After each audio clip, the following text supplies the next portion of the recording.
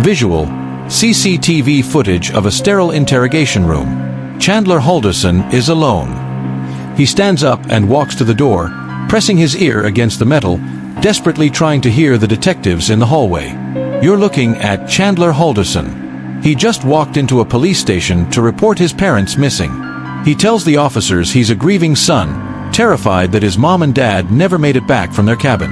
But look at what he does the second the detectives leave the room. He isn't crying. He isn't pacing in distress. He's standing perfectly still, his ear pressed against the door, trying to hear if the police are onto him. He didn't know that while he was listening to them, the world was about to see exactly what he'd been hiding in the family fireplace. What's up, everyone? Glad you're here with us today. This is a story that really hits home because it involves the ultimate betrayal within a family.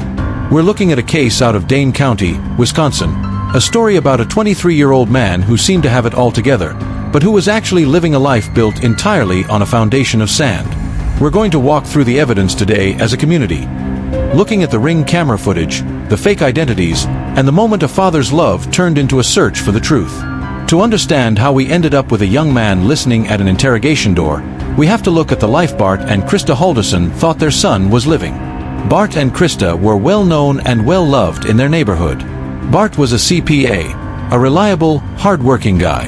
Christa was described as a free spirit who absolutely adored her two sons, Mitchell and the youngest, Chandler. By July of 2021, the family was on a high.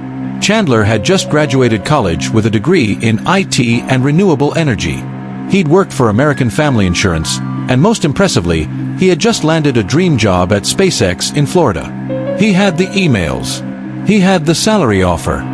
He even had a plan to move to Florida with his girlfriend, Catherine. To his parents, Chandler was the perfect son. He was a success story, but as we now know, none of it was real.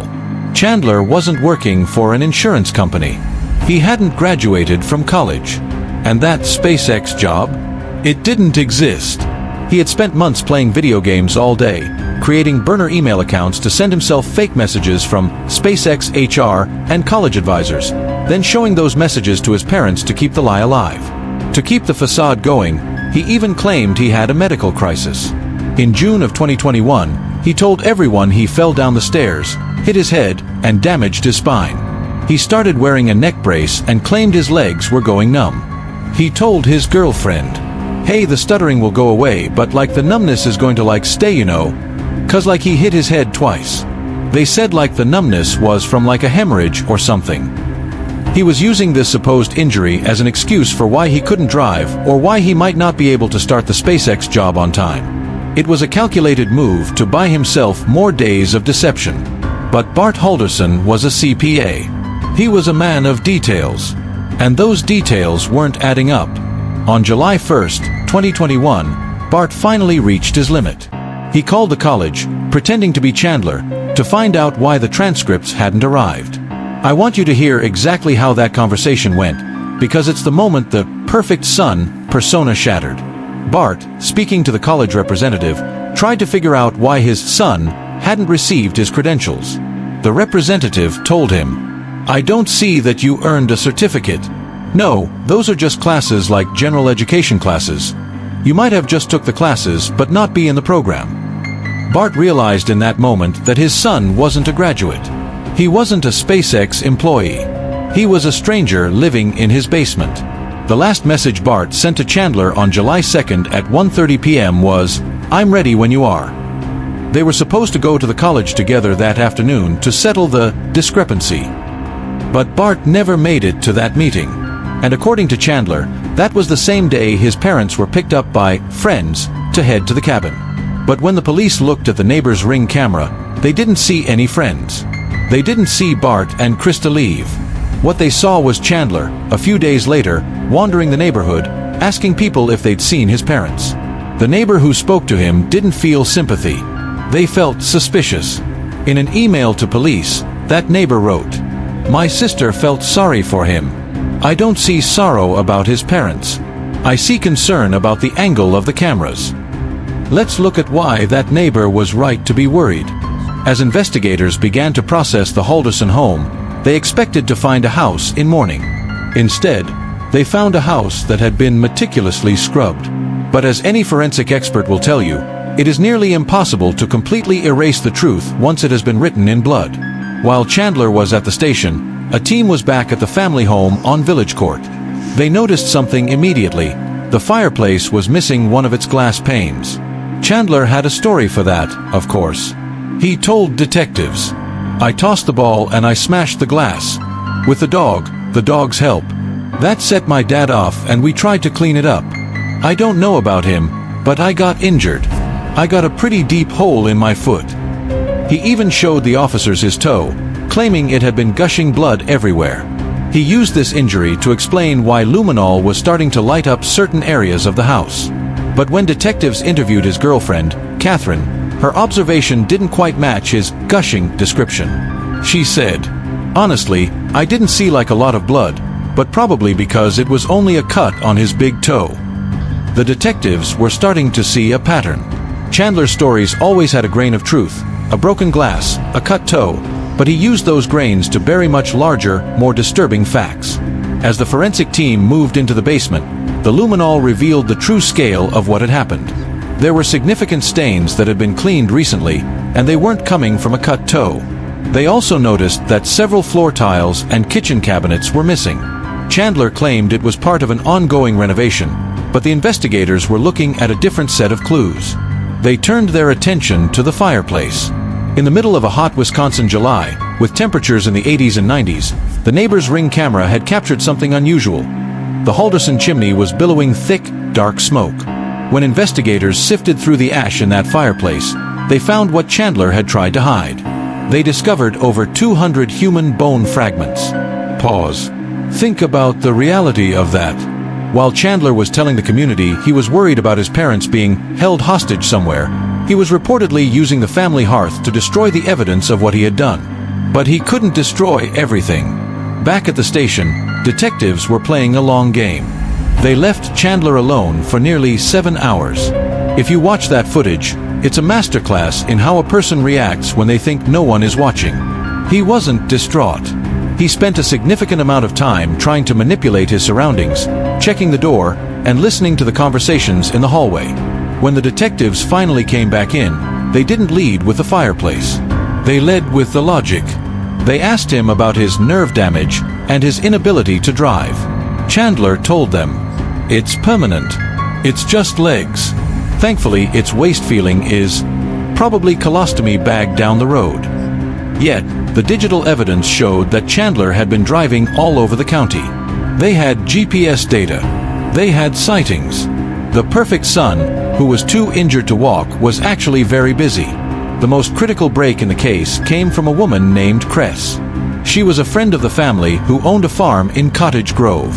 She told police that Chandler had shown up at her property, asking if he could use her swimming pool for physical therapy for his legs.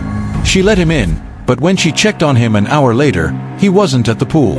His car was parked at the edge of the woods, and the trunk was wide open. When investigators searched those woods on Cress's farm, they found a blue tarp. Inside that tarp was the physical evidence that confirmed Bart Halderson was never going to make it to that college meeting. The moment detectives confronted Chandler with this discovery, the talkative, helpful son vanished. In an instant, he went from a person who couldn't stop explaining every detail to a person who had nothing left to say. When the detective told him they knew his parents were no longer with them, Chandler simply said, "Lawyer. I'm sorry. Say it again? Lawyer." The mask didn't just slip, it fell off completely. With the discovery on the farm, the investigation into Bart's disappearance had reached a tragic conclusion. But the question of where Christa was remained. Chandler had gone silent, but once again, his digital life was about to provide the answers he refused to give. Investigators turned to Chandler's girlfriend, Catherine. She was devastated and confused, but she remembered something critical.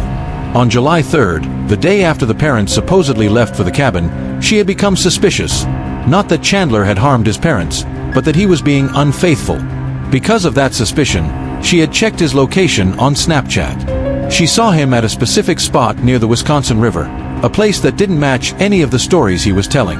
She was so confused by his location that she actually took a screenshot of the map. That single screenshot born out of a girlfriend's intuition, led investigators directly to the remains of Christa Halderson. When the community looks at the timeline, the level of calculation is staggering. On July 2nd, the day Bart sent that "I'm ready when you are" text, Chandler reportedly took their lives. Over the next few days, while he was supposedly worried and reporting them missing, he was actually busy.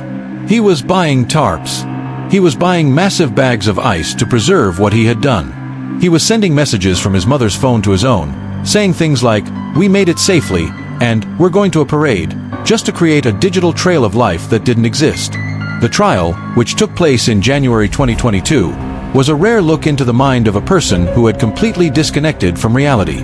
The prosecution didn't just have the physical evidence, they had the emails. They read through the burner accounts where Chandler, acting as a college official named Daniel Spike, would email his father to explain away the delays in his graduation. One of the most powerful moments in the courtroom was the testimony of Chandler's brother, Mitchell. To see a family member stand there and reckon with the fact that the person he grew up with was capable of this level of deception is something that resonated with every person watching. The jury didn't take long. After only a few hours of deliberation, they found Chandler Halderson guilty on all counts, including 2 counts of first-degree intentional homicide and 2 counts of hiding a corpse. At the sentencing, the judge was incredibly direct. He looked at Chandler, who had spent the entire trial with a blank, almost bored expression, and sentenced him to life in prison without the possibility of any parole. In the eyes of the law, Chandler had forfeited his right to be part of the community he had so deeply deceived. As we reflect on this as a community, the why is what haunts most people. Why not just tell the truth? Why not just admit you didn't graduate? For most of us, the embarrassment of a lie is nothing compared to the weight of a crime. But for Chandler, it seems the perfect image was more valuable than the lives of the people who gave him everything. He wanted the status of a SpaceX engineer without the work. He wanted the sympathy of a medical patient without the injury. And when those two worlds finally collided, he chose to destroy the world rather than admit he was the one who had broken it. It's a reminder that the people we see online, or even the people living in our own homes, can sometimes be projecting a version of themselves that doesn't exist. Real love and real community are built on the truth, even when that truth is messy or disappointing. I want to hear your thoughts on this. Does a sentence of life without parole feel like justice for a case this calculated? And what do you think was the biggest red flag the community missed?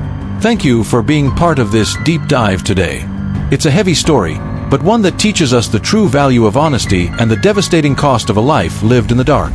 Stay safe, stay real with your people, and I'll see you in the next one. The conclusion of the Chandler Halderson story isn't found in a courtroom or a prison cell. It's found in the complete erasure of the perfect life he tried so desperately to protect. In the end, the very thing Chandler feared most, being exposed as a failure, became his permanent legacy. He didn't want his father to know he had failed a few classes, but now, the entire world knows him as the man who destroyed his family over a lie about a transcript.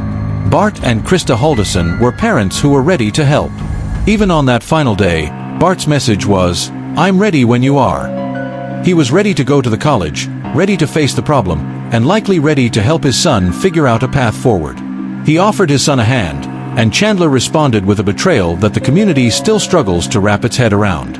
Today, Chandler is serving his life sentence at the Dodge Correctional Institution in Wisconsin. He remains a young man who will grow old behind bars, a stark contrast to the high-flying life at SpaceX he once described to his friends.